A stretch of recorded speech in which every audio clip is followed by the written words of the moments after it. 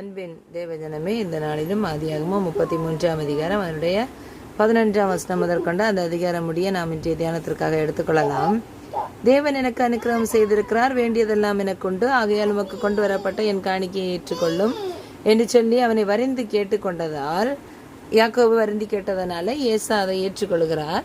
அடுத்து நாம் புறப்பட்டு போவோம் வா அப்படின்னு சொல்லிட்டு கூப்பிடுறாரு. நான் அவனுக்கு முன்னே போகிறேன் அப்படின்னு சொல்லிட்டு ஏசா கூப்பிட்றாரு. அதுக்கு யாக்கோபு சொல்கிறாரு, இல்லை, பிள்ளைங்க எல்லாம் சின்ன பிள்ளைங்க, கறவையான ஆடு மாடுகள் எல்லாம் இருக்குது, அதனால ஒரு நாள் அது துரிதமாக நடத்தினாலே மந்தைகள் எல்லாம் மாண்டு போகும். அதனால் நீங்கள் உமது அடியானுக்கு முன்னே போங்க, நான் செய்யிருக்கு என் ஆண்டவனிடத்தில் வருமளவும் எனக்கு முன் நடக்கிற மந்தைகளின் கால்நடைக்கும் பிள்ளைகளின் கால்நடைக்கும் தக்கதாக மெதுவாக அவைகளை நடத்தி கொண்டு வருகிறேன் அப்படின்னு சொல்லிட்டு சொல்கிறாரு. ஏசா உடனே சொல்கிறாரு, என்னிடத்துல இருக்கிற சில மனுஷரை வந்துட்ட விட்டுட்டு போட்டுமா அப்படின்னு சொல்லிட்டு சொல்கிறாரு. இல்லை, என் ஆண்டவனிடத்தில் உடைய கண்கள் எனக்கு தயவு கிடைத்தா மட்டும் போதும் அப்படின்னு சொல்லிட்டு சொல்கிறாரு யாக்கோபு. அன்றைய தினம் ஏசா என்ன பண்ணுறாருன்னா, தான் வந்த வழியே திரும்பி சேயீருக்கு போகிறாரு.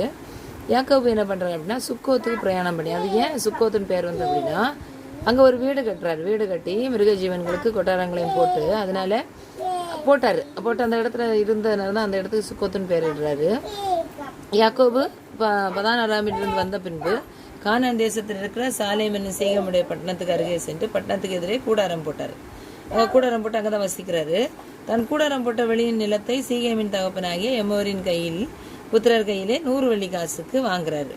அங்கே ஒரு பலிபீடத்தை போட்டுறாரு. அதுக்கு ஏல் எல்லோகே இஸ்ரேல் அப்படின்னு சொல்லிட்டு பேரிடுறாரு. பாருங்க, யாக்கோபு ஏசாவுக்கு கண்டு பயந்து தான் மாமனார்கிட்ட வந்தார். மாமனார்கிட்ட 20 வருஷம் ஜீவிச்சுட்டு திருப்பி அங்கே ஏசாட்ட தான் போகிறாரு. ஆனால் ஏசா வந்து யாக்கோபை ஏற்றுக்கொண்ட பின்பும் யாக்கோபு ஏசாவுடன் செல்லவில்லை. காரணம், தன்னுடைய குடும்ப சூழ்நிலையை அவர் நினைத்து பார்க்கிறார்.